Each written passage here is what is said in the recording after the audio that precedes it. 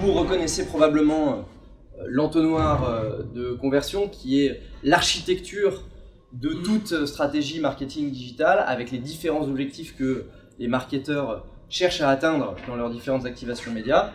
Un objectif de notoriété, parce qu'il faut au minimum que les utilisateurs aient été exposés au moins une fois à votre marque, à vos services, si vous voulez qu'il ait au moins une chance de l'acheter.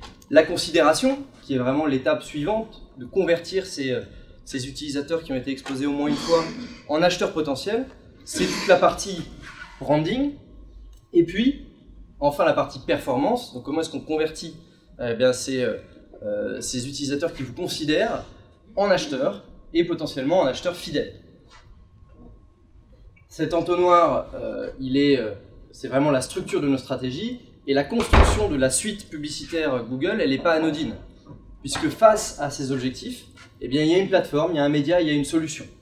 Et vous allez donc pouvoir voir comment est-ce que s'articule toute la suite publicitaire Google avec Google Search et Google Shopping, donc sur la page de recherche, qui sont vraiment des médias destinés à faire de la performance, du ROI à court terme.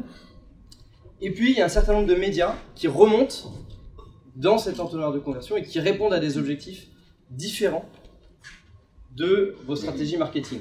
Gmail, les bannières sur le Google Display Network, et enfin YouTube. YouTube qui se positionne plutôt sur la partie haute de l'entonnoir, qui est un média de masse, et dont finalement l'objectif est d'exposer et d'engager un maximum avec des utilisateurs, dans le but, dans un second temps, de les faire transformer, de les faire convertir, de les faire acheter, et qu'ils deviennent clients chez vous. La grande particularité, notamment du digital, c'est la dimension intégrée de cet entonnoir, puisque chacune de ces plateformes, elle se parle. Et l'objectif, eh bien, c'est, dans une phase 1, de venir exposer une audience à vos contenus, et se servir de cette audience pour venir qualifier derrière et optimiser derrière les stratégies que vous allez déployer dans les phases 2 et 3 de votre entonnoir. Et par exemple, en utilisant les audiences qui ont été exposées à votre campagne sur YouTube, sur Google Search, pour pouvoir adapter votre message ou adapter la stratégie d'ambition que vous avez par rapport aux enchères et à l'affichage. Donc, finalement, si on doit répondre directement à la question, comment est-ce que YouTube permet d'allier branding et performance? Eh bien, la réponse, elle est là. Elle est dans le fait que YouTube est intégré au sein d'une suite publicitaire qui vous permet de répondre à l'ensemble des objectifs publicitaires et marketing que vous pouvez vous poser chacun pour vos marques et dans vos sociétés. Alors, qu'est-ce que YouTube? D'abord en chiffres, YouTube, c'est 37,5 millions d'utilisateurs en France.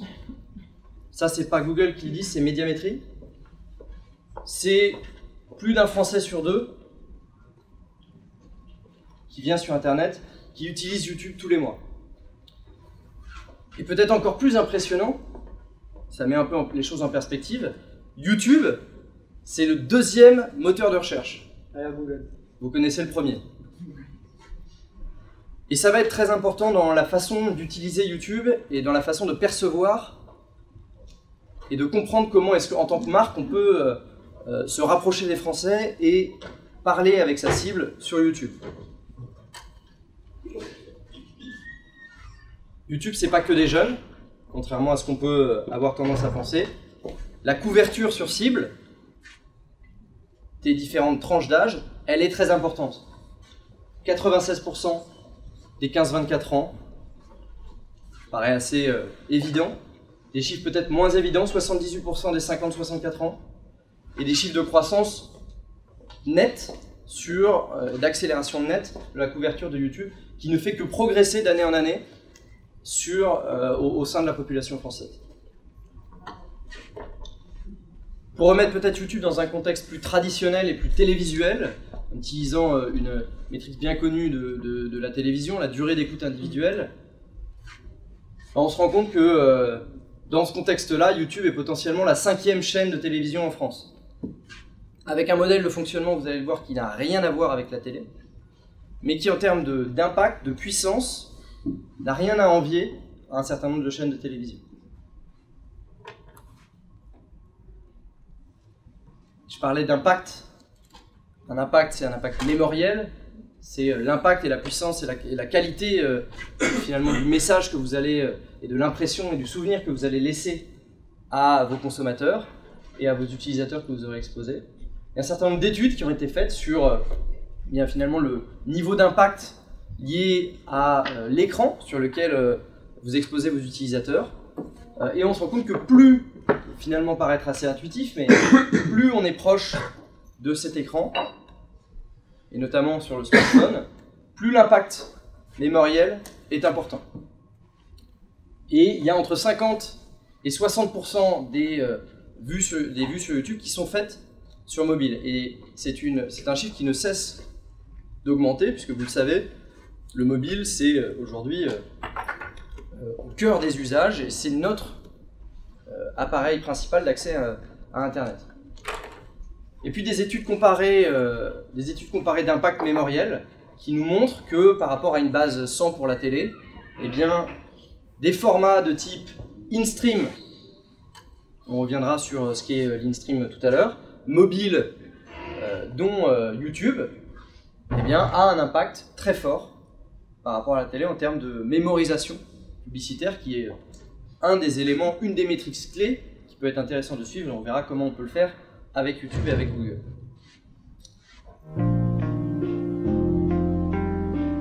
Appréhender ce phénomène, parce que là, je vous parle de gros chiffres, d'une certaine puissance, d'un impact potentiel pour vos campagnes, mais pas n'importe comment. C'est-à-dire qu'il faut bien comprendre que YouTube, c'est une plateforme qui, à l'échelle du média et à l'échelle du marketing, est relativement nouvelle. Elle a ses codes, et elle a ses exigences aussi pour vous en tant qu'annonceur. Et il faut donc bien comprendre à la fois comment est-ce que les utilisateurs de YouTube considèrent cette plateforme, mais aussi les attentes des utilisateurs vis-à-vis des marques qui utilisent cette plateforme pour faire leur communication. Parce qu'on ne vient pas sur YouTube comme on va en télé, et on ne vient pas sur YouTube de la même façon qu'on affiche un 4x3 dans le métro. YouTube, pour information, c'est la deuxième marque préférée des Français, selon le Brand Index YouGov de 2017. C'est assez étonnant. On peut se demander comment est-ce que YouTube a fait pour devenir finalement en quelques années aussi proche, voire plus proche des Français que Michelin, Evian ou Bonne Maman, qui sont des marques que nous connaissons tous. Et bien, il y a différentes raisons qu'on va aborder tout de suite. Et avant ça, une petite vidéo.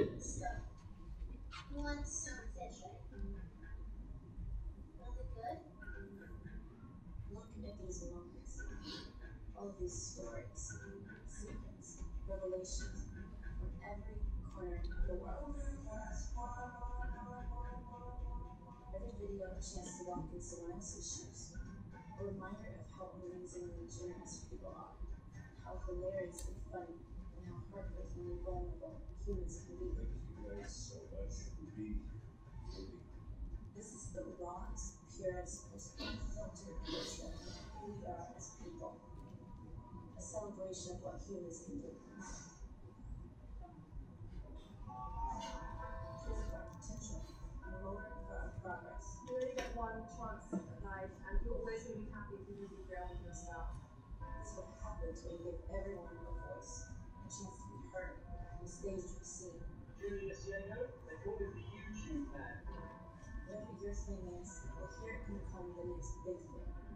That person that thought they were no one, they can become someone.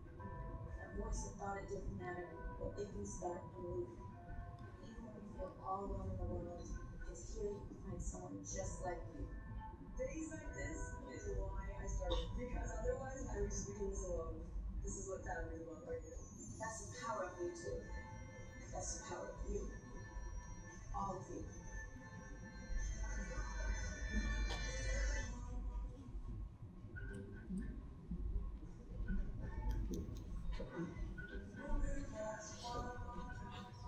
Il y a quelque chose d'intéressant qu'on a vu dans la vidéo, c'est YouTube Man. C'est une personne en fait qui vit au Kenya, je crois, et qui a appris tout seul sur YouTube avec des tutos comment faire du lancer de javelot. Il est devenu, je crois, champion du monde. C'est ça, un champion du Ouais, monde. il a été au JO, il a été au été JO, devenu champion du monde, il a été au JO. Comme quoi on il peut a tout fait, apprendre sur YouTube. une médaille d'argent. C'est en effet une des histoires. Médaille d'argent. Voilà. C'est une des histoires les plus extraordinaires qu'on peut voir avec YouTube, et il y en a beaucoup. Alors c'est un peu l'Amérique cette vidéo, vous allez me dire, mais finalement, je suis obligé de faire un peu de cynisme, c'est un peu l'Amérique, mais finalement ça illustre bien le pouvoir de YouTube et la relation que les gens ont avec YouTube, et ne croyez pas que les Français sont tellement différents, parce que la relation des Français avec YouTube, elle est très forte. Et elle est très puissante, et notamment parce que YouTube, c'est comme pour Julius, le lanceur de javelot qui était dépassé à la course par tous ses camarades kenyans et qui a décidé de changer de sport. Eh bien, YouTube, c'est un lieu qui enrichit la vie, et on va préciser un peu cette notion d'enrichissement. YouTube, c'est un lieu où on vient trouver des réponses. On se pose tous énormément de questions, je vous disais tout à l'heure, c'est un des premiers moteurs de recherche, c'est le deuxième moteur de recherche au monde. Et pour 62% des Français, c'est un endroit où on peut aller trouver des réponses à des questions qu'on se pose, des tutoriels et des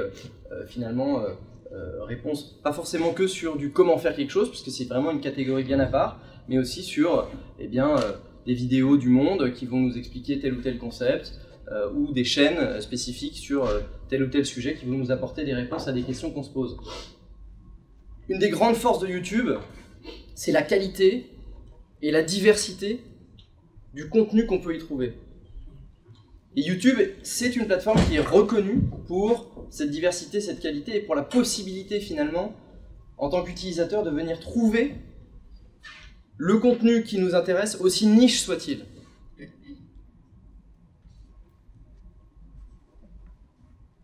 Et finalement, enrichir, cultiver sa différence, et s'enrichir de la différence des autres aussi, en s'exposant à différents types de contenus et à différentes originalités.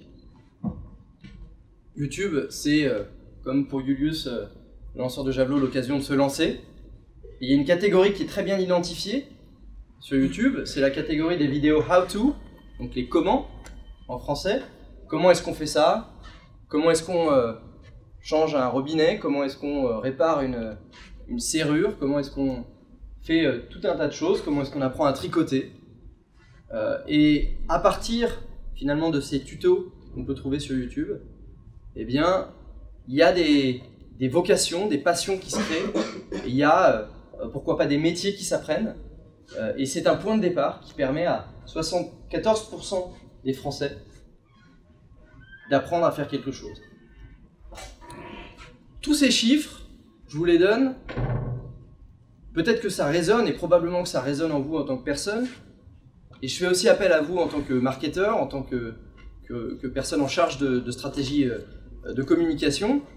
Tous ces chiffres, ils doivent résonner en vous sur aussi la façon de se positionner sur cette plateforme pour venir faire vibrer la corde sensible des utilisateurs sur cette plateforme. Confronter son point de vue. En 2017, 26 millions d'heures de contenu politique visionné, c'est 150% de plus que l'année précédente. Vous allez me dire, c'est normal, il y avait les élections. C'est une évidence, mais ce que ça nous montre, c'est que le contenu YouTube et la consommation des Français du contenu sur YouTube est étroitement corrélé à ce qui se passe dans le monde, à l'actualité, à ce qui se passe en France. Ça aussi, c'est un élément très important à garder en tête pour se positionner et à appréhender finalement YouTube et le phénomène YouTube quand on est une marque. Partager. Il y a énormément de contenu sportif et de plus en plus de contenu sportif sur YouTube. Et 66% des fans de sport nous déclarent qu'ils regardent des vidéos non pas forcément seuls sur leur écran, mais aussi à plusieurs. Et que c'est aussi, au-delà d'être un réseau social et un moyen de partage au monde, c'est aussi un moyen de partage physique avec des amis et dans un groupe. Bref, être présent sur YouTube de la bonne façon, en prenant en compte les éléments un peu clés du comportement des utilisateurs sur YouTube, c'est être plus proche des Français, avec un certain nombre de challenges et d'enjeux sur lesquels il va falloir qu'on revienne. 66% des Français, 2/3 des Français attendent d'une marque qu'elle comprenne vraiment, qu'elle reflète de manière authentique la réalité de leur vie, une réalité qui s'exprime sur YouTube et qui s'exprime dans le comportement des Français sur YouTube. 58% des Français attendent d'une marque qu'elle reflète les mouvements sociaux, l'actualité. Et dans ce contexte-là, il y a un challenge qui est majeur, c'est de capter l'attention.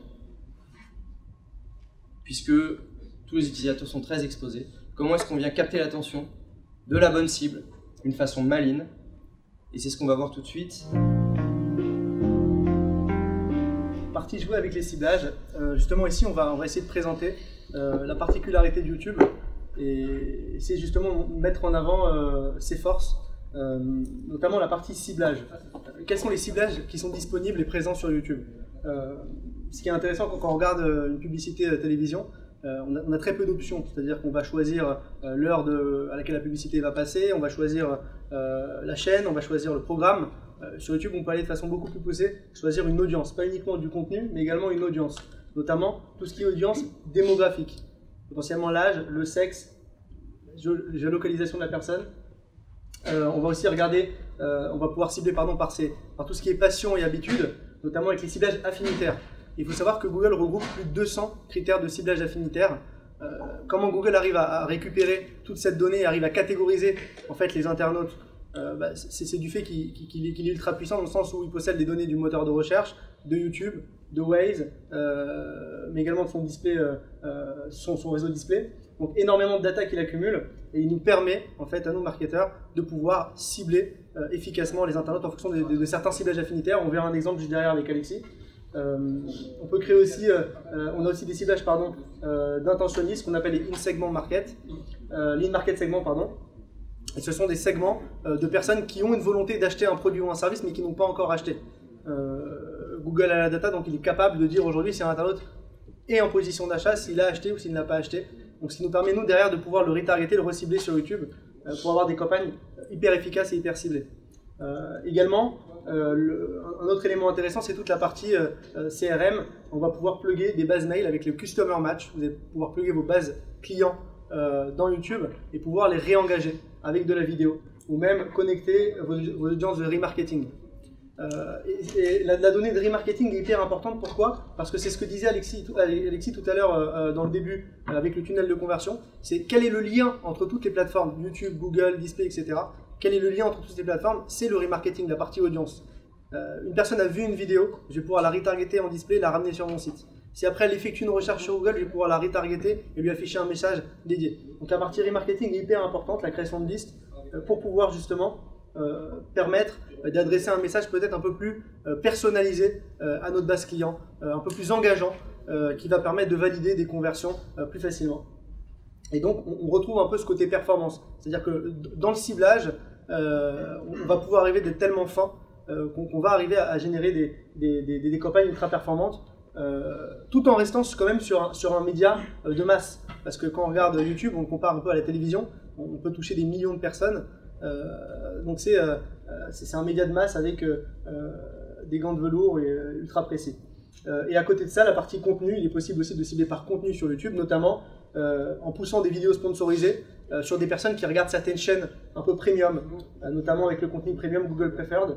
Ce sont des chaînes qui sont un peu plus qualifiées, notamment les chaînes de grands youtubeurs comme Norman et Cyprien, ou les chaînes de radio, énergie, etc. Et également des ciblages par mots-clés ou par thème de vidéo. Le ciblage, c'est vraiment un des éléments clés de YouTube. Et retenez bien le passage avec le digital d'un monde de panels à un monde de signaux. Et ce sont finalement ces signaux qui font la différence en termes de puissance et en termes de capacité de ciblage et de finesse de ciblage sur une plateforme comme YouTube. Alors si on prend un exemple ici d'un signal, c'est très schématique, vous imaginez bien que c'est beaucoup plus compliqué, mais pourquoi pas sur des comportements de navigation, Si vous passez 1 heure sur le web et que sur cette heure vous passez la moitié de votre temps sur un site de foot, il y a des chances que ce soit un signal qui mène les algorithmes de Google à penser que vous êtes un fan de foot. Alors c'est probablement pas aussi simple que ça, je vous l'assure, mais comprenez bien le type de ciblage de façon très simple, le type de signaux de façon assez simple qu'on peut utiliser pour finalement créer des bassins, des cuves d'audience qui vont être préqualifiés par Google et mises à votre disposition. Vous êtes une enseigne sportive, vous lancez une nouvelle collection sur des articles de football, une nouvelle paire de chaussures de football. Plutôt que d'aller cibler la totalité des garçons de 25-35 ans et des filles d'ailleurs, eh bien vous allez pouvoir directement vous adresser à une cible plus restreinte qui va concentrer finalement vos investissements sur une cible qui aura été préqualifiée. Et ça, c'est une mécanique qui est très importante. Au contraire, si vous passez 6 heures par jour sur Internet et que 30 minutes, eh ben, il y a probablement des chances que ce signal ne soit pas pris en compte pour vous catégoriser comme un fan de foot. On va plutôt passer sur d'autres signaux. Voilà un exemple très concret de comment on peut utiliser les signaux sur YouTube. Ce qui est intéressant aussi, c'est qu'on revient sur la partie remarketing en vous donnant quelques exemples de ce qu'on peut faire et de comment toucher les internautes de façon efficace. Dans l'exemple 1, par exemple, on remarque, l'objectif c'est plutôt de pousser un film long aux internautes et potentiellement, comment on fait pour pousser un film long? On va essayer d'engager d'abord les internautes avec un teaser. Donc on va pousser un teaser pendant les 2 premières semaines sur une cible assez large. Puis après, les audiences qui ont le mieux réagi, on va les retargeter avec un film plus long, un film beaucoup plus long qui va permettre de passer un message qui est beaucoup plus précis, beaucoup plus pertinent aux internautes. Autre exemple de campagne qui peut être mise en place et activer la fonction retargeting, si toute l'année on a des campagnes vidéo qui tournent pour présenter notre collection, nos produits, nos services, et pendant Noël, on va réengager cette audience avec des visuels beaucoup plus engageants qui vont mettre en avant les promotions et pouvoir valider plus facilement les conversions. Donc ça, c'est un deuxième exemple. Et un troisième exemple, c'est combiner un peu la puissance de YouTube et la puissance du réseau display de Google et essayer de combiner ces 2 plateformes. Si on a ciblé toute l'année des internautes avec des publicités sur YouTube, on va pouvoir les retargeter et les ramener sur notre site. Ici un exemple avec Lancel. Donc potentiellement je suis une marque de luxe, je vais cibler toute l'année des internautes sur YouTube et derrière je vais pouvoir les retargeter, les ramener sur mon site pour essayer de valider des conversions et générer de l'engagement avec ma marque. Donc ça c'est hyper important d'avoir différents exemples. Il faut comprendre que les possibilités sont multiples et infinies. Le but c'est d'essayer de s'adapter à votre cible, essayer de comprendre comment votre cible va le mieux réagir. Potentiellement, est-ce que c'est plus intéressant de la ramener sur le site? Si vous n'avez pas de site e-commerce, potentiellement pousser un film plus long pour essayer de communiquer sur des nouveaux produits, nouveaux services. Donc c'est essayer de trouver au final la meilleure formule pour communiquer à vos clients. Et puis, faut bien garder en tête que YouTube, comme l'ensemble des solutions proposées par Google, c'est une plateforme qui est en mouvement constant, avec énormément d'investissements, d'ingénieurs qui travaillent au quotidien à l'amélioration à la fois de l'expérience utilisateur, mais aussi aux solutions on va dire plus B2B de ciblage qui vous sont offertes pour vos stratégies marketing. Donc on a sans arrêt des nouveaux signaux qui sont mis à votre disposition et par exemple des ciblages ici sur les moments de vie. On est capable aujourd'hui de venir s'adresser à une population dans le cadre d'un certain nombre de moments de vie comme le mariage, le diplôme ou un déménagement.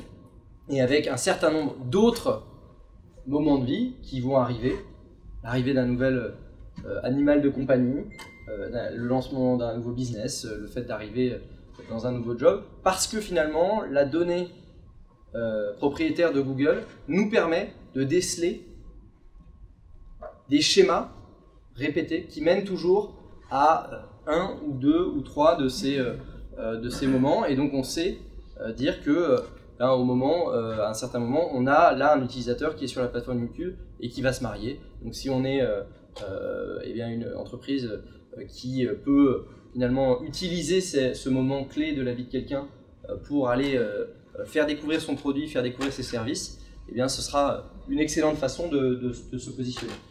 Les habitudes de consommation, c'est également quelque chose qui est très utile. Il y a une question.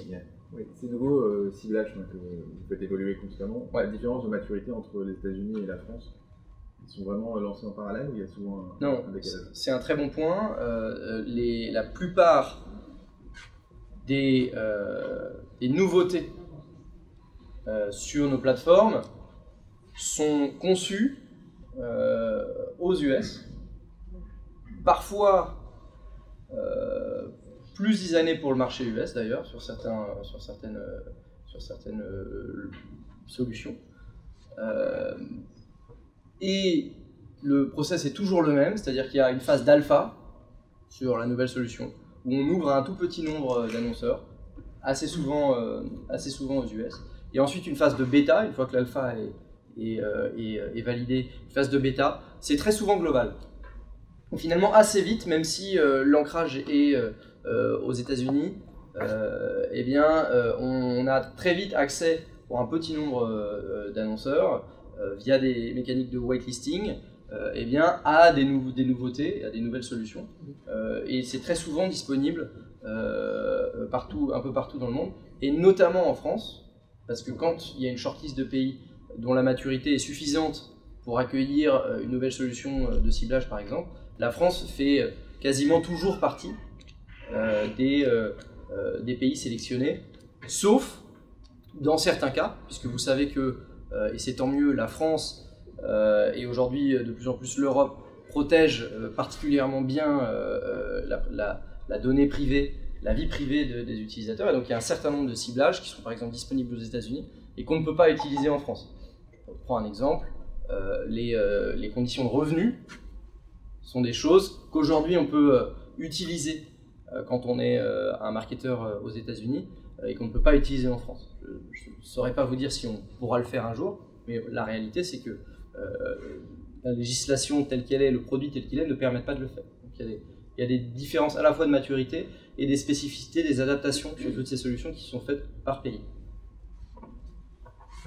Est-ce qu'il y a d'autres questions sur le ciblage? Est-ce que c'est la liste des moments de vie qui est indiquée ici, est-ce qu'elle est exhaustive? Alors, oui, pour l'instant, les 3 qui sont disponibles aujourd'hui, c'est mariage, diplôme, déménagement. Okay. L'idée du prochainement, c'est de vous montrer qu'il y en a d'autres qui arrivent, mais pour l'instant, c'est tous ceux qui sont disponibles. Et c'est un produit qui était en bêta jusqu'il y a quelques temps, qu'on avait lancé par exemple sur Tinder en bêta, sur la partie déménagement et diplôme, je crois.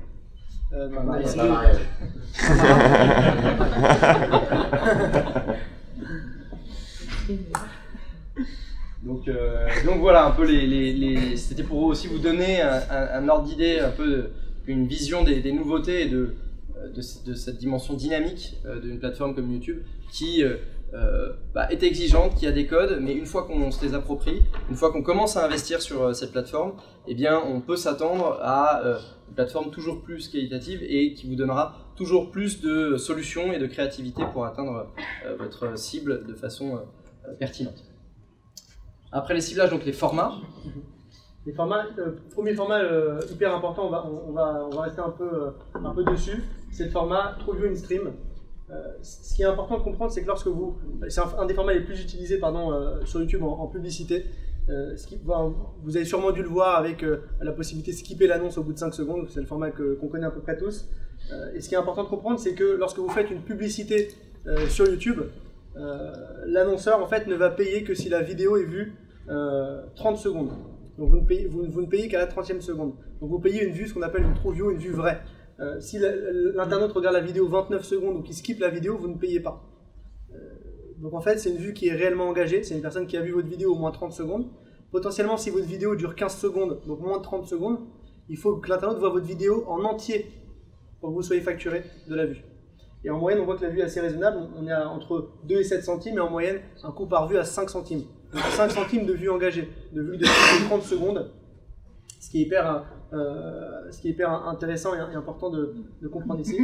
Et si on remet ce format qui est vraiment un peu une petite révolution hein, sur les logiques de publicité, parce que finalement à la télé, la pub, vous n'avez pas le choix de la skipper. Dans le digital, le format non skippable était roi jusqu'au moment où finalement YouTube a décidé que la publicité, il fallait laisser le choix aux utilisateurs sur ce format de la consommer ou non. Et de l'autre côté de la plateforme, finalement, de laisser une forme de gratuité, et le mot gratuité n'est pas extrême. Vous avez 75% de l'inventaire lors d'une de vos campagnes qui est gratuit, puisque vous avez en moyenne 25% de vues payantes. Pour atteindre le budget que vous avez décidé d'avoir, il faut délivrer au minimum 4 fois le volume d'impression d'au moins 5 secondes. Et 5 secondes, c'est très long. On a le temps de faire passer beaucoup de messages en 5 secondes pour délivrer votre budget. Donc c'est un peu quelque chose qui est un peu une révolution et qu'il faut bien comprendre parce que vous avez là un format qui est assez unique en son genre, qui est au sein d'une plateforme dédiée à la vidéo et qui fait une différence extraordinaire dans l'impact des campagnes. Et je reviens sur le prix. Remis en perspective avec cet entonnoir, vous comprenez bien que YouTube, c'est le média qui sert à générer le premier point de contact, générer la notoriété, engager avec des messages de marque séquentiels, on reviendra sur des exemples tout à l'heure, et ça coûte 5 centimes. Pour les plus connaisseurs du search par exemple, si vous allez vous positionner sur une campagne de mots-clés génériques, donc qui ne contiennent pas de marque très large, la concurrence est très féroce, ça peut coûter 1, 2, 3 euros le clic, et même plus. Donc mettez en perspective le pouvoir d'un format vidéo qui laisse le choix aux utilisateurs et qui vous coûte 5 centimes avec les 3/4 des impressions de 5 secondes qui sont gratuits,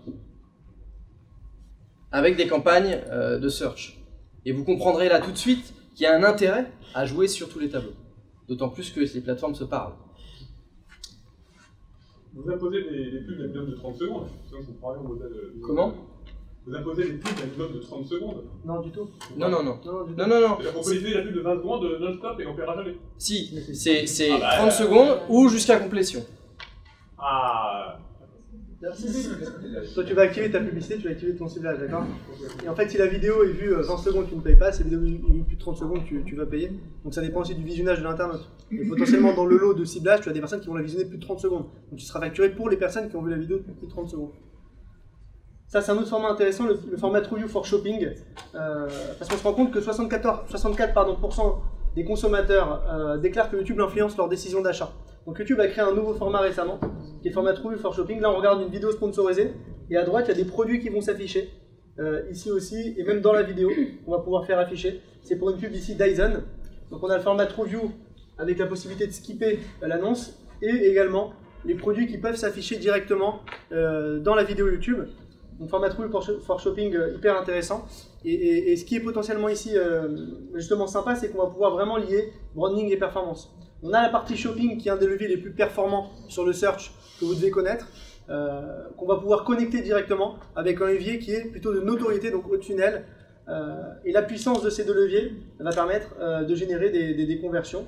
C'est des produits qu'on a déjà lancés sur nos clients et on est justement en train de tester pour voir quels sont les retours. C'est tout nouveau, donc on n'a pas encore les retours complets de performance et voir si ça génère un ROI conséquent, en tout cas pour tous les clients. Mais ce qui est sûr, c'est que c'est plus engageant et ça permet justement vraiment de pouvoir favoriser la conversion sur un format qui était à la base dédié à la notoriété. Vous êtes un retailer, donc vous adaptez TrueView avec TrueView pour Shopping. Si vous êtes plutôt dans une logique eh bien, de générer des prospects, de générer des leads, eh bien, vous adaptez TrueView avec une personnalisation dédiée à des call to action très forts pour faire en sorte eh bien, qu'un maximum d'utilisateurs engagent avec votre vidéo, arrivent sur une landing page qui vous permet de remplir un formulaire de demande de contact par exemple, et vous permettre de collecter un maximum de leads directement depuis YouTube. J'ai une question. Oui. Sur le TrueView for Shopping, c'est la pub vidéo de l'annonceur plus les produits associés? Bien sûr. Ouais. Ouais, Donc, tu connectes ton flux shopping et tu choisis tes produits qui vont être associés à la vidéo. Donc potentiellement ici Dyson a poussé ses aspirateurs. Je ne voyais pas trop le rapport entre le... Je pensais que c'était une pub pour Renault. Ah non, c'est une pub, tu vois la voiture. C'est le sable, c'est le sable. Le sable que tu dois nettoyer dans la voiture, tu vois. C'est sur le contenu recherché par l'utilisateur, c'est comment nettoyer une salle de bain. Et on a cette pub qui arrive en in-stream, le sable est là. Et potentiellement comment faire pour aspirer ce sable. Ouais. Oui. Pour la diffusion de la publicité, c'est en accord avec YouTube ou alors avec le youtubeur ou alors la chaîne YouTube ou la marque Alors ça dépend justement, quand je parlais tout à l'heure des formats. Tu as les formats premium, donc tu as certains youtubeurs qui ont leur chaîne qui sont qualifiés comme contenu premium. Cela, il faut négocier directement avec YouTube et tu vas pouvoir acheter au CPM, c'est un autre format qu'on présentera juste après, où tu vas pouvoir directement négocier au CPM avec YouTube pour pouvoir te positionner sur des formats premium et sur des chaînes YouTube qui sont un peu plus qualifiées.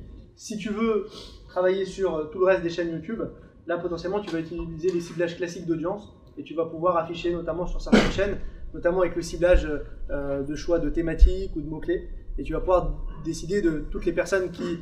je vais afficher sur une personne qui visionne une chaîne qui parle d'aspirateur, de nettoyage, etc. Donc voilà, donc ça dépend des contenus, soit le contenu classique audience, soit le contenu premium que tu peux acheter et négocier directement avec YouTube au coup par mille. Et la discussion se fait avec Google. Yes. L'autre format intéressant qui est à connaître, c'est l'extension de lieux sur... Pardon, Devin. Non, pardon, c'est juste pour continuer. Est-ce que du coup il y a des filtres pour empêcher, par exemple, si je suis un producteur de TV, de publier sur une vidéo Sony? Est-ce qu'il y a des filtrages justement possibles pour éviter la concurrence? Alors il est très probable que Sony, même sur sa chaîne YouTube, ait activé une fonctionnalité disant qu'ils ne souhaitent pas avoir de publicité de leurs concurrents sur cette chaîne. Donc ça c'est une approche. Et en effet, il est très facile et direct d'exclure une chaîne YouTube de ces catégories de ciblage. Même si on est dans une logique d'engagement avec d'engagement et de ciblage d'audience, on va décider que même si l'audience qui est présente sur cette chaîne correspond à vos critères de ciblage, comme elle est sur cette chaîne, eh bien on va l'exclure. Autre format aussi un peu plus orienté performance, c'est le format extension de lieu sur YouTube. Ce qui est intéressant, c'est que si vous avez une chaîne de magasin, une chaîne de point de vente, vous allez pouvoir pousser un format publicitaire YouTube et également afficher ce qu'on appelle une extension de lieu qui va mettre en avant l'adresse du magasin et à quelle distance vous vous trouvez de ce point de vente. Et lorsque vous cliquez sur cette extension de lieu, vous allez pouvoir voir apparaître la fiche Google Maps du lieu avec l'adresse, le numéro de téléphone, etc. Donc justement, potentiellement, on va rajouter la notion de géolocalisation. Il y a une pub pour Carrefour. Je me trouve à côté d'un Carrefour. Potentiellement, on va m'afficher l'extension de lieu pour me dire attention, il y a un Carrefour à 500 mètres de chez toi. Vas-y, tu peux y aller. Regarde les horaires d'ouverture. Et donc, c'est connecté aussi à la puissance de deux outils, Google Maps, Google My Business, avec YouTube et un format orienté notoriété, TrueView, qui va permettre justement de remplir un objectif ici. Et cet objectif, c'est plutôt la visite en magasin, tout ce qui est Drive to Store. Tout à l'heure, on parlait de TrueView for Shopping, c'était la possibilité d'acheter. TrueView for Action, la possibilité de générer un lead, un prospect. Et là, c'est Local Extension, donc c'est la possibilité de driver du trafic en point de vente. Donc à chaque fois, des objectifs pour différents annonceurs, pour permettre de remplir leurs objectifs business. 6. On a passé un peu de temps là sur le format phare de YouTube et ses différentes personnalisations. Un autre format qui est plus récent et qui est extrêmement intéressant, notamment dans une utilisation combinée avec d'autres formats, c'est 6 pour 6 secondes, le Bumper Ads, dont vous avez déjà peut-être entendu parler, qui est cette fois un format qui dure donc, comme son l'indique, comme le chiffre l'indique, 6 secondes, qui est cette fois non skippable, mais qui ne dure que 6 secondes, qui s'achète au coût par 1000 impressions. Donc en fait, on ne paye plus la vue, mais on paye l'impression. Mais dans un contexte de CPM, c'est un CPM qui est très peu cher. Et ça nous permet, comme on va le voir, de finalement créer des combinaisons, des rappels, de la répétition, du teasing, et de condenser un message de marque en 6 secondes pour ancrer la mémorisation, ancrer la considération au sein des utilisateurs. On a là un exemple sur Colgate. Finalement, Google aujourd'hui est en mesure, à partir de vos vidéos de 30 secondes, via des outils de machine learning, on l'a fait pour des clients advisors, de venir eh bien, constituer des bumpers de façon automatique en venant extraire à la fois des bandes son et des bandes vidéo de la vidéo d'origine pour créer une forme de... format condensé. Un format condensé. Ah oui, un format condensé, absolument.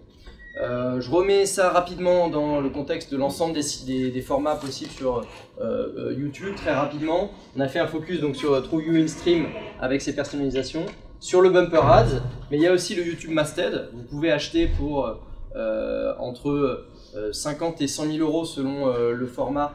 Pour 24 heures, la homepage de Google. La homepage de Google, c'est à peu près 10 millions de visiteurs uniques qui arrivent sur la homepage par jour.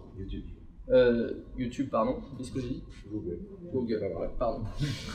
Ouf, j'ai cru que j'avais dit autre chose. Preferred, c'est le format dont parlait Jérémy tout à l'heure, la possibilité d'aller sur un inventaire premium, donc des chaînes premium très engageantes et très connues en France. Là, c'est un format non skippable, vous voyez, il n'y a pas le skip ad. Voilà. Et TrueView Discovery qui est un peu, finalement, je vous disais tout à l'heure, c'est le deuxième moteur de recherche au monde. Eh bien, TrueView Discovery, c'est un peu le pendant des annonces sur la page de recherche Google. Vous pouvez mettre en valeur et faire la promotion de vos contenus aussi dans les résultats de recherche YouTube avec les listes de vidéos qui apparaissent. Vous pouvez faire ce qu'on appelle du Discovery pour mettre en valeur vos contenus. Tous ces formats peuvent être utilisés ensemble de façon séquentielle et on peut créer de très belles activations et de très belles campagnes. Alors, on va vous montrer deux exemples de comment est-ce qu'on peut utiliser les formats et de comment est-ce qu'il est essentiel eh bien, d'adopter les codes et de bien comprendre les spécificités du digital quand on vient s'adresser à une cible. Alors,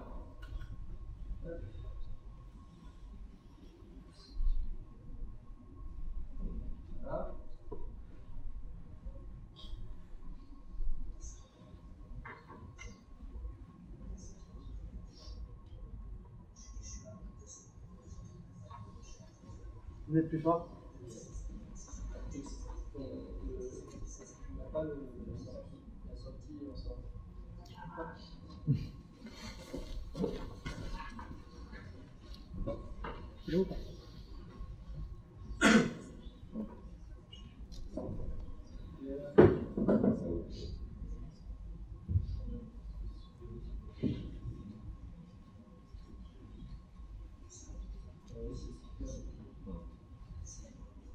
On entend.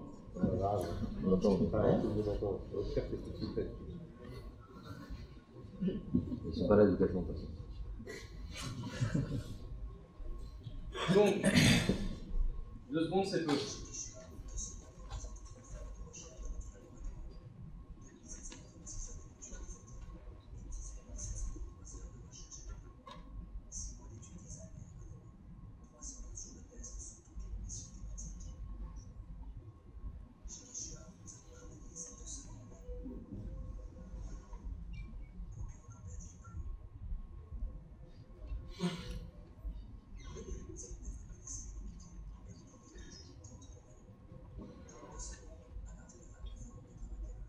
Ça, c'est un format qui est destiné à quoi? À quel média est destiné ce format? C'est la réponse s'affiche. La télé, bien vu. Alors, la même publicité, le Quechua, sur YouTube.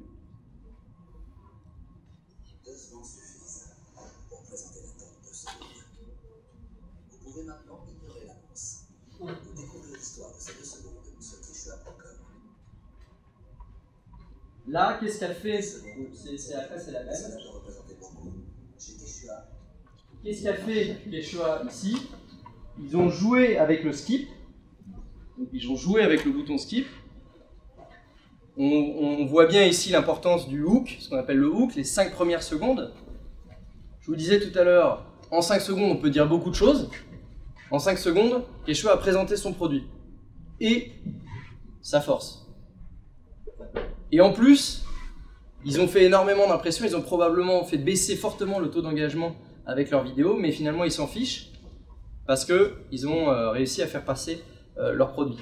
Donc finalement, Google a dû générer beaucoup plus d'impressions pour arriver à dépenser le budget qui était prévu sur cette campagne. Donc vous comprenez bien ici que à la fois dans comment est-ce qu'on parle aux utilisateurs, dans les formats et dans le digital, il faut prendre un certain nombre de critères en compte. Il va falloir cliquer sur la presse. Voilà. On a ici un autre exemple.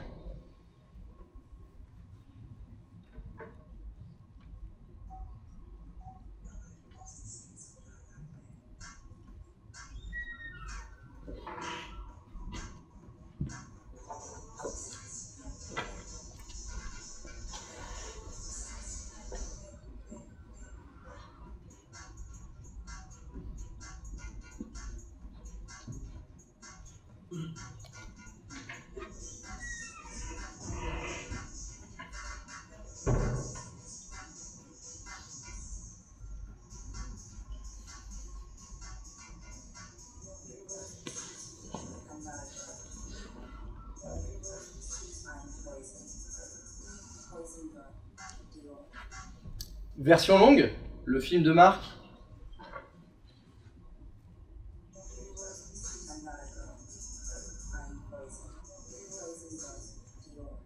En teaser, pour faire écho, pour amplifier le reach de vos campagnes et pour faire des allers-retours et des rappels de votre message clé de marque. Et maintenant, Jérémy va vous présenter de façon très concrète un exemple d'activation qu'il est possible de réaliser sur YouTube.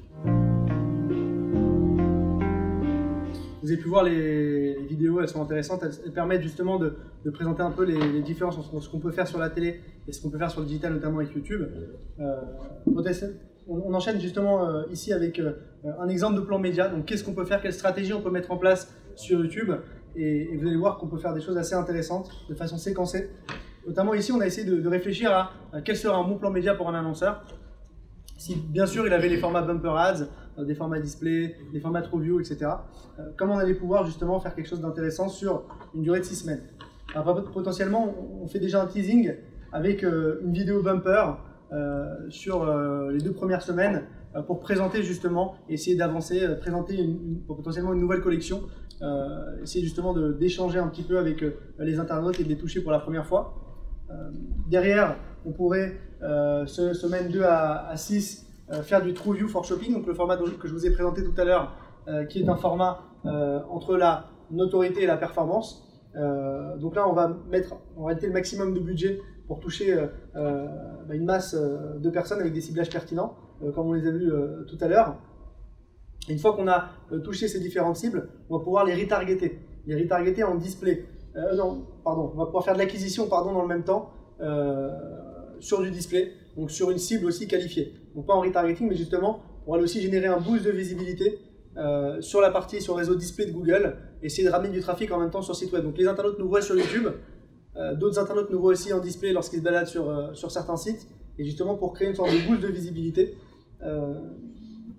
À savoir très rapidement que les ciblages que Jérémy vous a présentés tout à l'heure sont à peu de choses près rigoureusement les mêmes sur YouTube et sur les partenaires, les sites partenaires de Google, c'est-à-dire le Google Display Network. Sauf les moments de vie, par exemple, les moments de vie sont disponibles, ce qu'on avait présenté tout à l'heure sur ce ciblage, ce que vous avez présenté, Alexis, ces ciblages-là ne sont disponibles que sur YouTube encore, ils ne sont pas encore arrivés sur le display. Puis semaine 4 à 6, là on va justement faire du remarketing bumper. Tous les gens qui ont vu notre bumper de teasing, qui ont vu notre vidéo TrueView for Shopping, qui ont été retargetés en display, on va les remarketer pour finaliser avec un bumper qui va être différent. Là, on va avoir un message qui est beaucoup plus engageant. On va essayer de valider potentiellement des conversions. On a défini des bons signaux, on a touché les bonnes audiences. Maintenant, l'objectif, c'est d'essayer de rentabiliser la campagne et de pousser à la consommation. Et on va coupler ça avec une campagne de remarketing display sur la dernière semaine, où là, toutes les personnes qui ont vu notre bumper, nos vidéos, on va les retargeter, les ramener sur le site web pour générer et valider des conversions. Une des différences fondamentales entre un certain nombre, mais structurellement en termes d'objectifs, le Google Display Network et ses bannières cliquables, elles ont quand même vocation, dans le cadre de vos plans, à générer du trafic vers votre site. Là où YouTube est moins une plateforme dédiée à la génération de trafic, même si vous l'avez vu, les personnalisations for shopping et For Action, par exemple, permettent de générer du trafic. Donc ça, c'est un exemple de plan, c'est pas le plan qu'il faut avoir en tête forcément. On a aussi un autre exemple, un plan beaucoup plus simple, où là on peut faire uniquement une campagne de notoriété, de considération de marque, avec un format TrueView, TrueView for Shopping par exemple, ou TrueView for Action, qui permettent de fortement renforcer la visibilité, la notoriété de votre marque. Donc dans ce plan ici, on va travailler vraiment à peu près les deux grandes parties de l'entonnoir, voire même la partie performance avec le marketing display. Ici, ce sera plus le haut de funnel, notoriété, considération de marque. Et un exemple de plan, pour 50 000 € de budget, qu'est-ce qu'on peut avoir sur un format TrueView classique? On peut avoir 1 million de vraies vues choisies de plus de 30 secondes, si on considère que la vue est à peu près de 5 centimes. On verra que c'est totalement réalisable d'avoir une vue de 5 centimes, voire même moins. Avec des marques comme Tinder, potentiellement, on arrive à avoir des coûts par an qui sont un peu plus bas que le benchmark, que la moyenne. Donc c'est assez intéressant. Et on va avoir aussi 3 millions d'impressions gratuites. Donc c'est des impressions, justement, d'internautes qui n'ont pas vu la vidéo plus de 30 secondes et qui ne nous sont pas facturés. Donc potentiellement sur cette campagne-là, on va toucher 4 millions de personnes, 1 million de vues vraies, 3 millions d'impressions gratuites, donc ce qui est hyper intéressant, justement lorsque vous avez une campagne, et surtout lorsque vous arrivez à passer votre message dans les premières secondes. On l'a vu avec Quechua, dans les 2 premières secondes, donc 5 premières secondes, le message était déjà clair, donc Quechua a eu 1 million d'impressions payées et 3 millions d'impressions gratuites potentiellement sur sa vidéo s'il avait mis 50 000 € de budget. Et 1 million d'utilisateurs uniques touchés, parce que là on part du principe qu'on a limité la campagne YouTube à 4 expositions par internaute.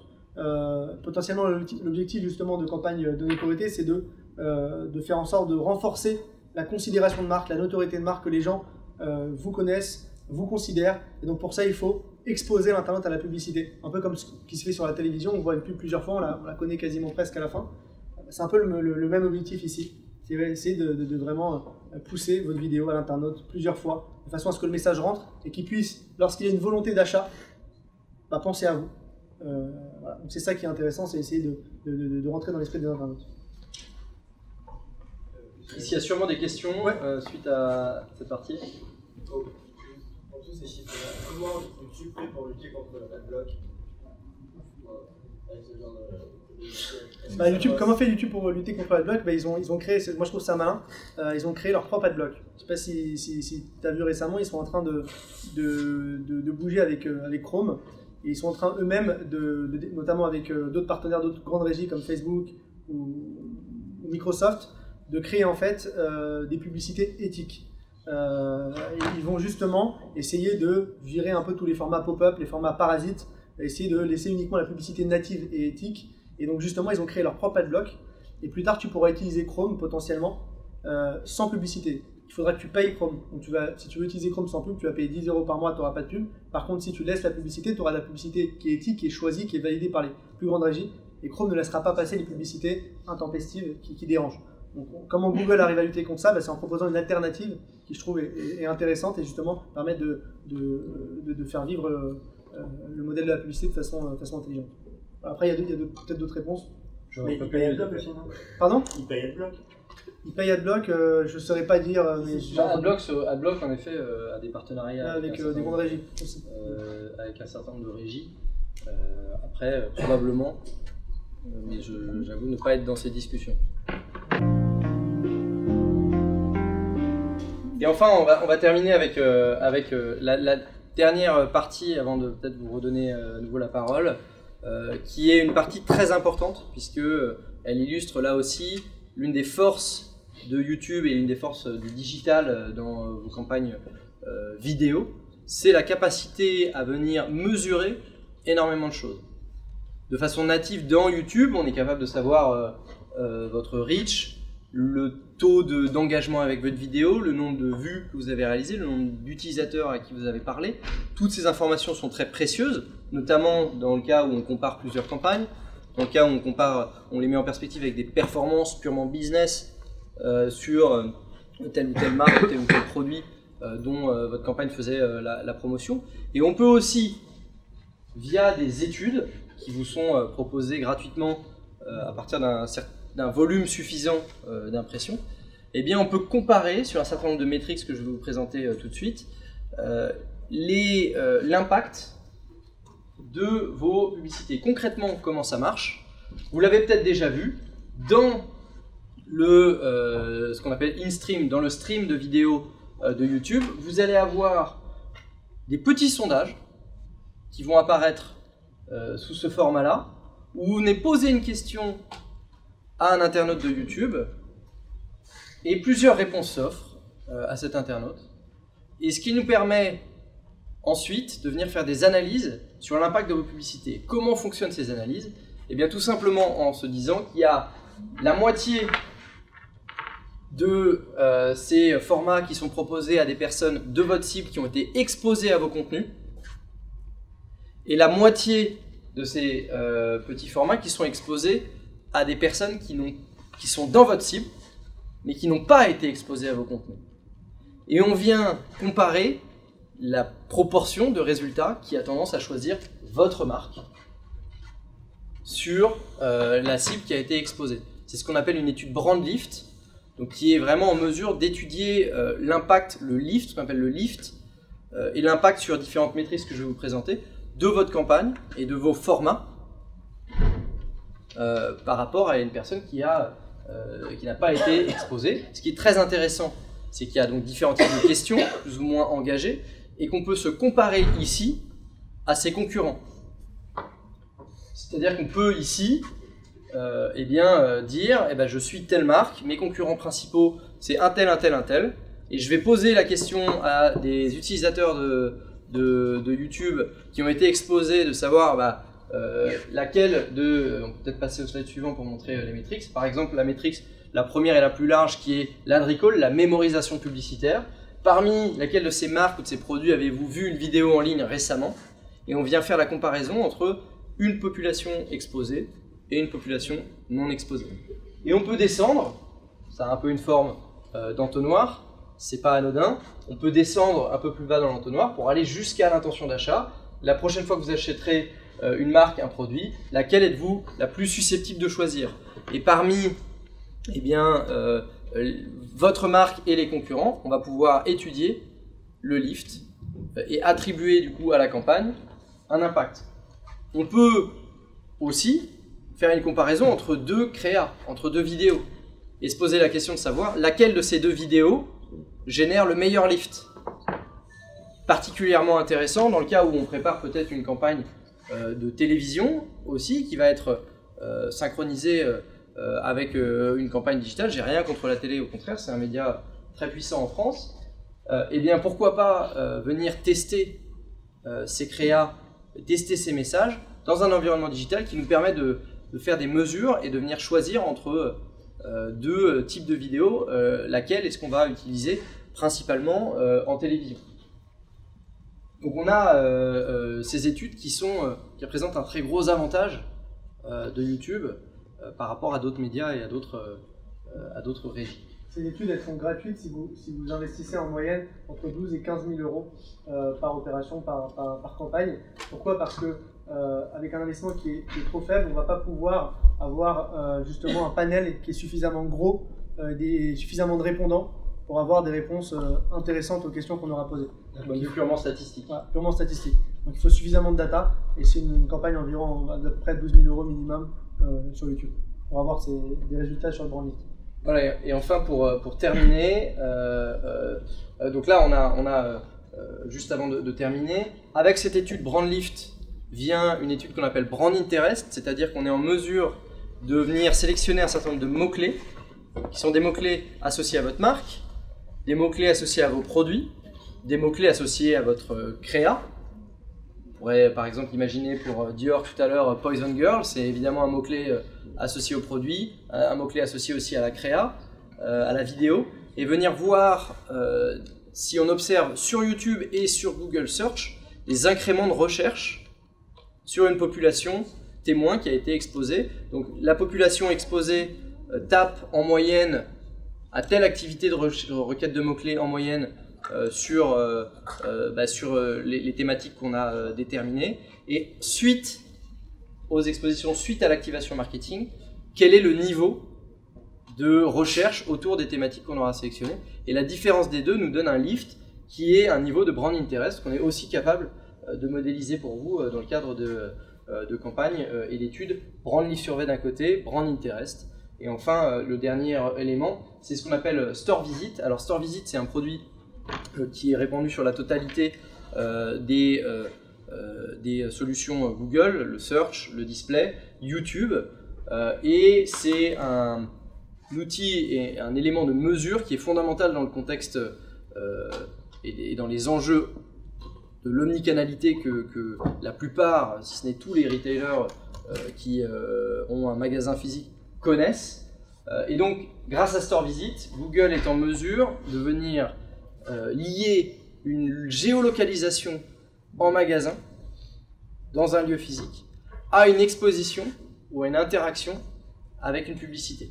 Si je prends l'exemple ici de YouTube, eh bien on a un utilisateur logué avec son adresse mail qui est exposé par exemple sur un ordinateur à une publicité, qui se promène ensuite avec son smartphone dont la géolocalisation est activée.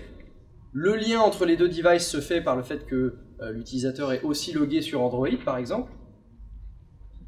Et si on vient géolocaliser grâce aux données de Google Maps, qui sont des données extrêmement précises et extrêmement puissantes, l'utilisateur dans le magasin, eh bien on est en mesure de remonter une visite en magasin suite à une exposition à une publicité. On peut le faire sur le search, on peut le faire sur le display, et on peut aussi le faire sur YouTube. C'est le pendant de campagnes géolocalisées à visée Drive to Store dont Jérémy vous a parlé tout à l'heure. Une précision par rapport à ça, parce que vous allez me dire, tout le monde n'est pas logué sur YouTube et dans Android au moment de se promener, et tout le monde n'a pas la géolocalisation activée. C'est vrai, mais les agrégats et les échantillons de données sont suffisants pour nous permettre ensuite, via des modèles statistiques, d'extrapoler avec un intervalle de confiance, avec un niveau de confiance de 99%, qui est extrêmement conservateur, d'extrapoler la totalité de vos visites sur la base de l'échantillon des populations loguées. Donc on a cette capacité, pour le dire peut-être plus simplement, de venir créer le lien, combler le lien entre une visite en magasin et l'exposition marketing dans un écosystème digital qui a été réalisé auparavant.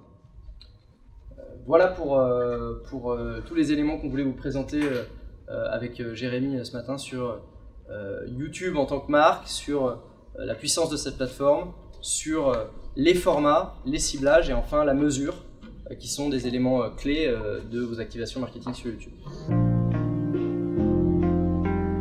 Bonjour à tous, on va vous présenter un cas qu'on a réalisé avec Advisors. Bon, tout le monde connaît la marque Tinder.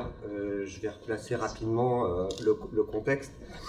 Lancement d'une nouvelle fonctionnalité au sein de l'application. Lancement piloté par le central à Los Angeles. Comment je relais cette opération localement. Donc, en l'occurrence, c'est un cas allemand. Mais la problématique s'est posée sur l'ensemble des pays, donc France, UK, Allemagne, Inde, Corée du Sud ou bien le Brésil. Je vais rebondir sur le début de la présentation. Évidemment, YouTube, c'est la télé, c'est la puissance de la télé. La plupart des marques font la différence entre branding et performance. Alors soit je fais du branding, soit je fais de la performance. Alors, si je fais de la performance, je fais des formats crades, je regarde uniquement les chiffres et peu importe ce qu'on peut raconter sur ma marque. Alors par contre, quand je fais du branding type Chalimard, je fais un film qui dure 4 minutes 30, ça me coûte un bras et demi, voilà, mais peu importe le nombre de flacons de parfum que j'ai pu vendre. Voilà. Alors moi ça me gêne, moi j'ai un ADN très héroïste. Je fais pas de branding, je fais pas de performance, je fais de la brandformance. C'est aussi pour ça que je travaille avec Advisors, parce que quand je fais de la brandformance, j'ai beau être Tinder et pousser une fonctionnalité, ou j'ai beau être Guerlain et vendre un nouveau parfum, ce qui m'intéresse, c'est le nombre de personnes qui vont acheter ce parfum, et en l'occurrence moi Tinder, c'est le nombre de personnes qui vont utiliser mon application. Donc une double problématique. Aussi avec Tinder et le dating, l'univers du dating est assez particulier. Tout le monde a un téléphone. Qui a une appli de dating installée, il n'y a pas grand monde qui va lever la main. Il y a une certaine stigmatisation au niveau du dating, à pas avouer qu'on utilise Tinder ou qu'on utilise d'autres concurrents en moyenne, un utilisateur utilise 3 applications de rencontre. 3 en moyenne. Différentes. Voilà. Donc c'est toujours un peu, voilà.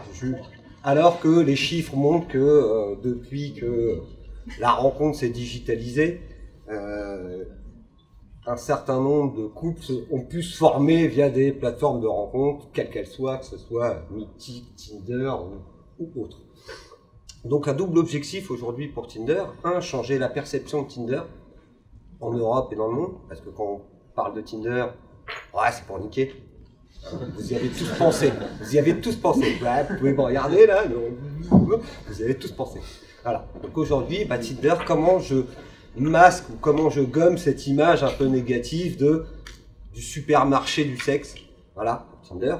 Mais comme moi, je fais de la perf et que mon objectif, c'est quand même de la croissance, je regarde mes utilisateurs et le nombre d'inscrits que je vais pouvoir générer suite à une campagne. Ça, c'est le premier point. Deuxième point, toujours parallèle avec la télé, je vais vous partager une expérience. Donc avant Tinder, j'étais également chez une autre application de rencontre. Donc pour ceux qui ne m'ont pas stalké, vous pouvez y aller, allez-y. Et on a été amené à faire une campagne télé. Donc quand vous faites une campagne télé, si vous voulez mesurer votre notoriété ou l'impact de votre campagne télé, qu'est-ce qui se passe? Vous faites appel à Harris Interactive ou consorts pour faire une étude de notoriété. Donc avant votre campagne, vous faites votre étude, et après votre campagne, vous faites votre étude. Ça vous coûte pas moins de 50 000 €. Après, vous faites votre plan télé. Un plan télé, allez, sur 5-6 semaines, c'est 300 000 €. Un peu solide. Et encore, il n'y a que de la TNT, il n'y a pas de chaîne hertzienne, parce que sinon on peut rajouter 200 000 € facilement. Voilà, là c'est juste pour faire le parallèle. Campagne en Allemagne, donc avec un certain nombre de formats. On a eu cette chance avec Tinder, c'est d'avoir le contenu adéquat pour lancer cette campagne. Donc campagne assez simple, on est parti sur un budget de 50 000 €. Voilà, 50 000 €, c'est avec un ciblage, donc des objectifs que je vous ai évoqués, et un ciblage particulier. Donc on ciblait des femmes 18-24. 18-34. 34. Voilà. Donc vas-y, je te laisse prendre le relais. En fait, on a justement, je remonte rapidement les formats. On a eu plusieurs formats, donc comme le dit Mourad, qui étaient intéressants, 30 secondes, 20 secondes, 6 secondes, donc notamment le format bumper pour travailler toute la partie retargeting dont on parlait tout à l'heure. Également les audiences, donc on voit que le budget est à peu près de 43 000 €. On a testé plein d'audiences, justement, pour ne pas rester focalisé sur une cible trop précise, donc les femmes de 18 à 34 ans. Également un ciblage dating affinities, notamment les competitors. Donc on a rajouté tous les noms des concurrents et on a ciblé toutes les personnes qui étaient en affinité avec les sites des concurrents. Donc potentiellement les applis comme Apple, Bumble, etc., Badoo, Zoosk. Aussi des possibilités live events, donc moments de vie, dont Alexis vous parlait tout à l'heure, notamment sur la catégorie déménagement et college graduation. Le segment in-market dating, avec justement des personnes qui ont l'intention de s'inscrire sur un site de rencontre mais qui sont en phase de recherche, qui ne sont pas encore inscrits. Et bien évidemment la partie remarketing avec la possibilité de pousser le format bumper ads. On revient à la slide d'avant. Petite info, quand on lance une campagne, il y a 2-3 must-have, voilà, 2-3 tips qu'il est bon de faire avant de lancer sa campagne. Donc quand on lance sa campagne, ça veut dire qu'on a une chaîne YouTube. Ces vidéos sont hébergées sur votre chaîne YouTube. Alors, chose que peu d'annonceurs font, c'est de lier leur chaîne YouTube à leur compte AdWords. C'est le minimum. Si on veut pouvoir retargeter en search les viewers de sa chaîne, qu'on lance une campagne ou qu'on lance pas de campagne, peu importe. Vous avez tous une chaîne YouTube, vous avez des vidéos que vous postez, pas forcément à destination de campagne marketing, voilà, des messages institutionnels, corporate. Aujourd'hui, la plupart des annonceurs ne lient pas leur chaîne YouTube à leur compte AdWords. C'est des raisons. Autre élément, le watermarking. On a une vidéo, on a la possibilité d'ajouter en surimpression sur sa vidéo des liens cliquables. C'est toujours le souci de la vidéo, bah ouais, je peux pas cliquer, comment je fais ma paire, je peux pas cliquer. Là, les liens sont cliquables et on peut les customiser. Ça, c'est aussi des must-have quand on gère sa chaîne YouTube, des petits tips qui font qu'on va améliorer la performance de sa campagne. Et c'est le format de Preview for Action, dont on parlait tout à l'heure, qui permet de rediriger ici vers le site web. Petit élément, le logo présent en permanence, donc on respecte les codes du digital. Évidemment, je ne suis pas en télé, je ne vais pas attendre 1 minute 40 avant de dire coucou, c'est moi Tinder. Voilà. Autre parallèle, on aurait pu me dire, c'est bien, vous faites du YouTube, mais pourquoi vous ne faites pas du Facebook? Parce que moi, payer la vue à 3 secondes, je ne sais pas pour vous, ça m'emmerde. Ah. Parce que sur Facebook, il faut savoir que vos vues, vous les payez au bout de 3 secondes. Donc ça veut dire que 1, 2, 3, certes, on peut dire beaucoup de choses, mais la plupart du message n'est pas passé, et on vous facture plein pot pour des vues qui ne sont pas réellement vues. Donc voilà aussi pour ça que je vais sur YouTube versus Facebook, ou Insta, ou d'autres plateformes. Un ambassadeur Google. J'ai même plus besoin de bosser. Attention, on vend du Facebook quand même. Et là justement, c'est comment nos ciblages ont réagi en fait. Je suis multi-channel, mais quand j'aime bien, je change pas une équipe qui gagne. Ça c'est justement les ciblages qui ont mieux marché, notamment au niveau du taux de vue. On se rend compte que le taux de vue est hyper important, notamment pour le ciblage affinitaire basé sur les concurrents, qui a très bien marché. Aussi assez étonnant, le ciblage des parents. Donc potentiellement les parents cherchent trouver un nouvel élan. Donc ça c'est potentiellement intéressant. Les femmes de 25 à 34 ans. Et après on a les différents ciblages et les taux de vue. Et ce qui est important, c'est qu'on avait un taux de vue moyen de 35%. Et sur le marché du dating, on est à 21%. Donc on a fait un plus de 69% par rapport à l'industrie du dating. Ce qui fait que les vidéos étaient très engageantes et que la cible était bien trouvée. Donc ça c'est quelque chose qui a été pertinent justement pour montrer qu'on faisait mieux que la concurrence. Et justement, comme disait Mourad, on n'attend pas 3 ans avant d'avoir les résultats, on les a tout de suite. À la télé, on attend longtemps avant d'avoir les chiffres. Là, on les a tout de suite. On sait qu'on a un taux de vue, qu'on est meilleur que la concurrence. On le voit immédiatement. En plus, Tinder, c'est une app de dating. Bon, ils ont récemment lancé leur site de rencontre avec Tinder, leur site en ligne desktop avec Tinder Online. L'ADN est applicatif. Ouais. Donc il y a des applis Tinder. Et depuis récemment 6 mois, c'est octobre-novembre, on a mis en ligne une version browsing, donc une version cross-device. Donc aujourd'hui, vous pouvez swiper derrière. Vous pouvez le faire au bureau par exemple. Ouais, voilà, vous pouvez swiper derrière votre ordinateur au bureau. Vous pouvez swiper sur votre téléphone sans avoir l'icône installée. Hein. C'est pour tous ceux qui n'ont pas envie d'installer l'app. Non, je plaisante, mais l'objectif c'était vraiment d'avoir une expérience cross-device. Et quel que soit le device et l'écran avec lequel je me connecte, puisse proposer la même expérience. Et on s'est aperçu que via cette campagne, on a quand même 26% du visionnage qui s'est fait hors mobile, donc desktop et tablette. Petite question, oui. Qui est un peu en dehors de YouTube, juste en indicatif, le site que vous avez créé en desktop, vous l'avez fait en PWA, Progressive Web App. Ouais. Oui, je suppose. Franchement, c'est pas moi qui l'ai codé, mais. Google et qui est proche de l'application. Je sais pas si celui-là il est en PWA. Franchement, j'en ai aucune idée. Donc je vais te dire une connerie, donc je te réponds pas. Non, en fait, si tu veux, pour Tinder, c'était aussi un test, c'est-à-dire qu'on parlait beaucoup avec les équipes, notamment produits, et ils se lançaient sur le marché ordinateur. Donc, si tu veux, ce qu'il faut aussi comprendre, c'est que lorsque tu as une app, dès que tu as un inscrit, tu vas payer aussi des fees à Google Apps, à Android, à aussi l'Apple Store d'iOS. Dès que tu as un paiement, tu vas lâcher des commissions de 20% sur ton chiffre d'affaires. Parce que ce sont des marketplaces, l'Android Store et l'Apple Store. 15% sur de l'abonnement qui est pris par Apple Store, 30% quand c'est pas de l'abo. Donc c'est des montants intéressants. Donc potentiellement, c'était un enjeu stratégique de se lancer rapidement sur le browser. Pourquoi ? Parce que directement, certaines personnes qui cherchaient sur l'ordinateur pouvaient s'inscrire et ils n'allaient pas payer derrière. Donc si tu veux, je pense pas qu'ils ont lancé Progressive Web App, ils ont voulu y aller rapide.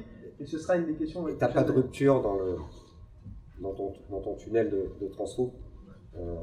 T'évites de passer par le store, t'évites ton ASO, t'évites plein de choses. Après juste Progressive Web App, c'est vraiment une solution qui est dédiée au mobile, pour adapter plutôt que de développer une app. Parfois, peut générer des contraintes parce qu'une app c'est très difficile à travailler d'un point de vue marketing. C'est c'est d'ajouter en fait des fonctionnalités d'application à votre site web mobile. Donc la possibilité d'avoir l'icône en fond d'écran, la possibilité d'avoir un certain nombre de parties de votre site qui est disponible hors ligne, le paiement, etc. qui arrive, donc des fonctionnalités d'application sur votre site mobile. Point important, hein, la partie brand lift. Ce que disait Alexis tout à l'heure, pour nous, marque, c'est hyper important. Voilà, j'ai exposé, j'ai fait ma campagne. Aujourd'hui, quel est l'impact de cette campagne? Quel est l'impact sur la notoriété? Quelles considérations les utilisateurs ont pu avoir avec ma marque? On a un volume de répondants qui est assez significatif, 6000 pour Brand Consideration et pareil, même niveau pour AdRecall, avec un taux de réponse d'une douzaine de %, donc c'est plutôt sympa. Quand je m'adresse à quelqu'un qui fait que du branding et que j'arrive avec des chiffres comme cela, aujourd'hui, le country manager en Allemagne, il est satisfait d'avoir ce type de données. Et ce qui est intéressant, c'est surtout les questions qu'on a posées à des personnes qui étaient dans notre cible mais qui ont été exposées à la pub, ou des personnes qui n'ont pas été exposées à la pub mais qui sont également dans notre cible. On leur a dit, notamment pour le AdRecall, est-ce que vous avez vu dernièrement une publicité d'une marque ci-dessous? Si oui, cochez la marque, etc. Et donc potentiellement on mettait Tinder avec d'autres marques concurrentes. En l'occurrence, c'était Lovoo, Badoo et Hasard. Exactement. Donc là, pour ceux qui ne connaissent pas les applis. Et pour la partie notoriété de marque, c'était parmi les marques suivantes, laquelle vous connaissez. Et donc là, c'est purement notoriété. On a posé la question à un groupe exposé, un groupe non exposé de la cible. Et ce qui est intéressant, c'est notamment pour les deux vidéos principales. Ça, c'est une des vidéos sur la partie notoriété de marque. Donc une vidéo de 30 secondes. On avait un taux de vue qui était de 35%, donc c'est plus 69% par rapport au benchmark sur le dating. Et cette vidéo a un impact de plus 21% sur la brand consideration, sur la notoriété de marque. C'est-à-dire que lorsqu'on posait la question à un groupe exposé par rapport à un groupe non exposé, on avait ce qu'on appelle un uplift de plus 21%. C'est-à-dire que les gens disaient « oui, je connais Tinder », et pourtant c'était un groupe qui est dans la même cible. Mais un avait été exposé à la pub, un autre non. Donc plus 21% d'impact sur la notoriété. Je sais que vous connaissez tous la fonctionnalité, mais je vous l'explique quand même. C'était la possibilité d'envoyer des messages animés pour pousser au bon comportement au sein de l'appli. Donc une fois qu'on a matché au sein de l'appli et qu'on est en discussion avec une autre personne, si la personne se comporte comme un goujat, on avait la possibilité par exemple de lui envoyer un verre d'alcool, en l'occurrence c'était du martini, un verre de martini, et ça unmatchait automatiquement, et donc ça coupait la communication directement. Donc c'est comment on a matérialisé in real life cette fonctionnalité, et en l'occurrence on ne montre pas la vidéo, mais le gars se prend un verre d'alcool en plein visage. Autre vidéo, une des vidéos de la campagne, donc là sur la partie AdRecall, donc là c'est sur l'impact du message publicitaire. Donc on a posé la question à un groupe qui a été exposé à la pub et un groupe non exposé, et on leur a dit, est-ce que vous vous souvenez avoir vu récemment une publicité Tinder ou non? Et on se rend compte qu'on a un impact de plus 300% d'uplift, donc les gens se disaient oui, je me rappelle de cette publicité, et on verra notamment, c'est parce qu'on a exposé énormément de fois la pub, il y a eu 11 impressions par personne. Le but c'était vraiment d'ancrer ce message, cette nouvelle fonctionnalité dans la tête des consommateurs qui étaient qualifiés, qu'on avait défini, et aussi un taux de vue de 38%, donc plus 80% par rapport au benchmark, qui était assez intéressant. Et au global, cette opération, c'était plus d'1 million d'utilisateurs uniques exposés, avec une fréquence d'en moyenne 7,3 impressions par utilisateur. Ce qui n'est pas énorme, hein. C'est l'équivalent d'une répète en télé. Voilà. De toute façon, c'est la répète qui fait le job. Hein. Il y a rarement de transfo instantané suite à la première exposition au message. Donc, le fait de pouvoir répéter et de jouer avec cette fréquence en fonction des résultats aussi, c'est important, c'était important pour nous. Et surtout la partie Bumper Ads qui a permis de réengager l'audience avec une fréquence qui est beaucoup plus forte de 11 fréquences par utilisateur sur le format Bumper. Donc c'est ça qui était aussi pertinent et intéressant. Donc voilà, l'objectif c'était ici vraiment d'avoir une OP qui était séquencée, des publicités de 30 secondes, du remarketing Bumper Ads, et vraiment justement pour engager le consommateur et faire en sorte qu'il puisse valider un maximum d'inscriptions. Vas-y, déroule. Bon, on va pas vous abreuver avec des chiffres, mais bon, globalement, c'est simple. Ça a été une première campagne qui a été lancée sur l'Allemagne avec un budget de 50K. On a lancé sur France, UK, Allemagne, avec la nouvelle fonctionnalité, et on a mis 204 budgets. Voilà. En gros, donc on parle à 3 centimes, donc moins cher que... Le country manager en Allemagne a été juste bluffé par les résultats. On a explosé les chiffres de l'industrie avec cette campagne par rapport au benchmark de l'industrie. Et je pense que ça fait partie d'un des base cases chez YouTube aujourd'hui, cette campagne. Donc nous, on est super fiers. Avec un coût par vraie vue. Donc depuis le début de la matinée, on vous parle de 5 centimes, on est à 3. Donc de la vue réelle, où on a le temps de faire passer son message.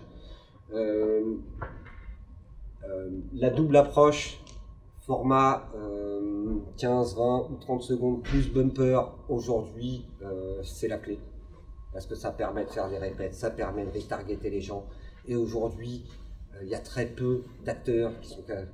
Vous êtes les seuls, je pense, à proposer ce type de format court aussi efficace. Après, vous pouvez préempter des plateformes comme Snapchat, mais bon, il faut faire du format à 10 secondes. Voilà, 10 secondes verticales. Donc déjà, ne serait-ce qu'à produire, c'est une contrainte supplémentaire. Mais c'est vrai que penser en amont à ces formats courts, avant de produire son contenu, c'est ultra important. C'est ultra important.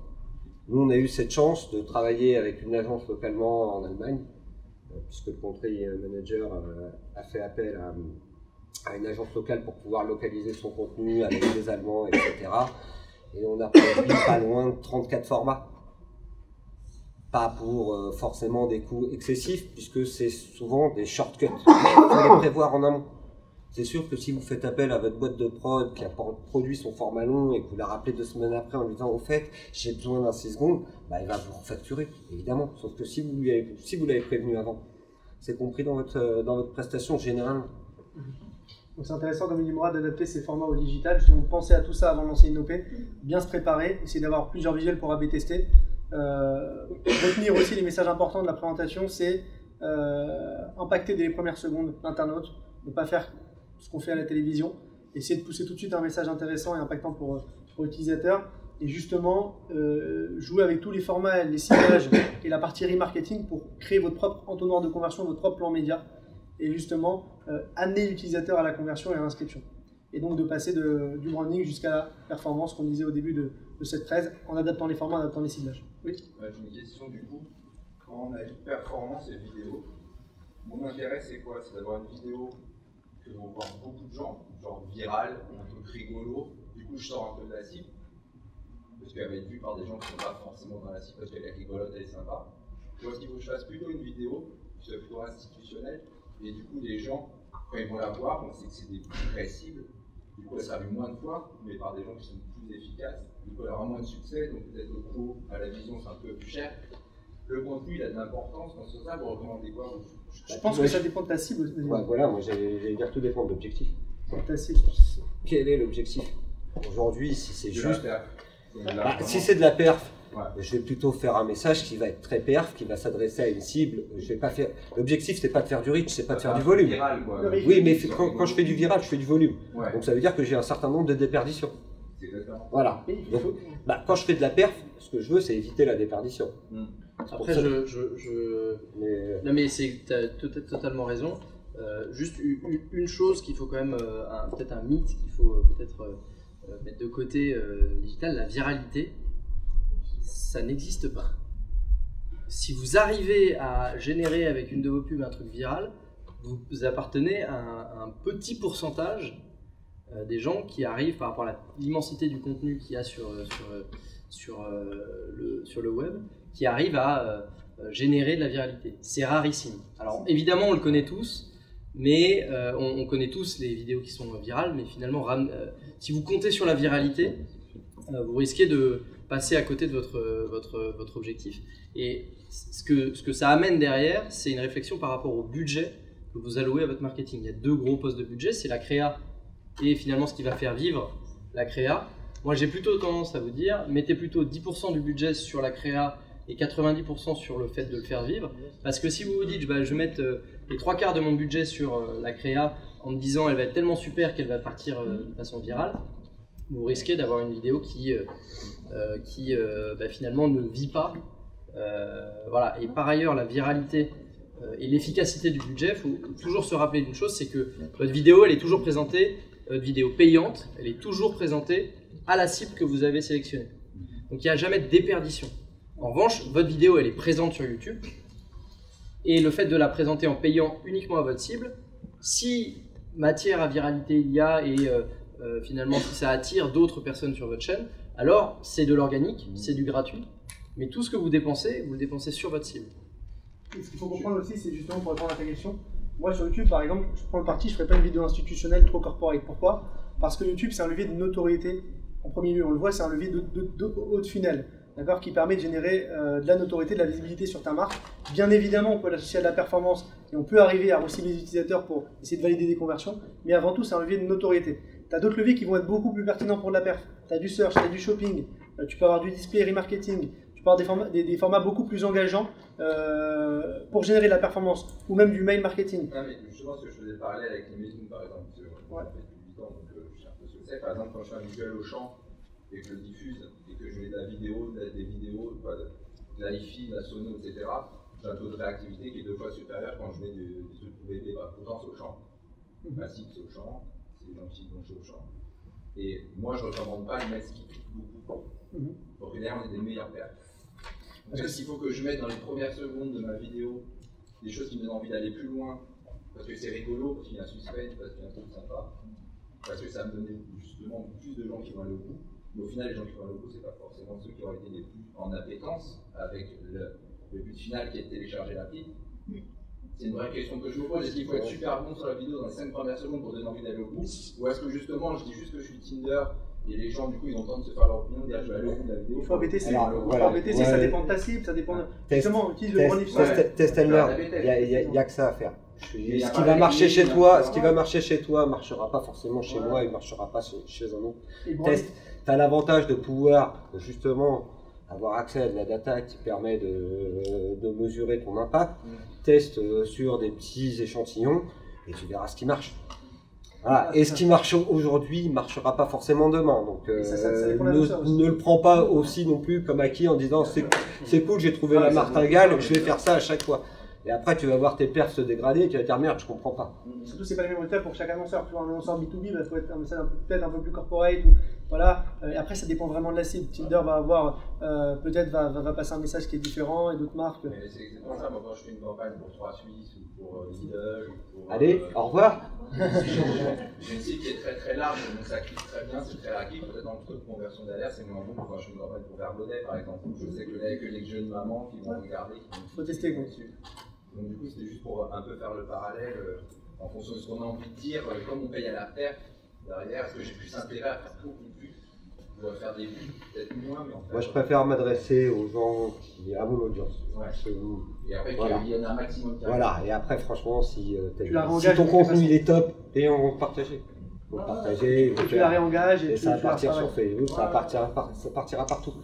Mais te dire, je vais faire une vidéo virale, non. Ça marche pas. C'est même presque un risque d'ailleurs, puis après beaucoup de gens vont la voir et tu vas payer beaucoup de... Ah ouais, moi je suis convaincu que de toute façon il faut tester. En tout cas, merci beaucoup à tous d'être venus. On reste ici, donc n'hésitez pas à nous poser des questions si vous avez justement des choses qui vous intéressent, vous voulez aller plus loin dans la démarche. Et on réitérera l'expérience notamment avec d'autres Amplify Talk dans les prochains mois, avec notamment des talks sur la promotion et sur d'autres métiers ou sur le CRM mobile. Et je crois qu'Advisor vous représentera quelque chose d'ici le prochain trimestre avec un sujet sur la partie installation d'app, ce qui est installation d'app, campagne mobile. Donc voilà, donc n'hésitez pas encore si vous avez des questions, en tout cas sur le sujet YouTube. Non, ici présent ce ne sera pas moi pour la partie app. Mais sauf si vous y tenez vraiment, je peux revenir. Au pire, je serai là en tant que spectateur. Merci à tous.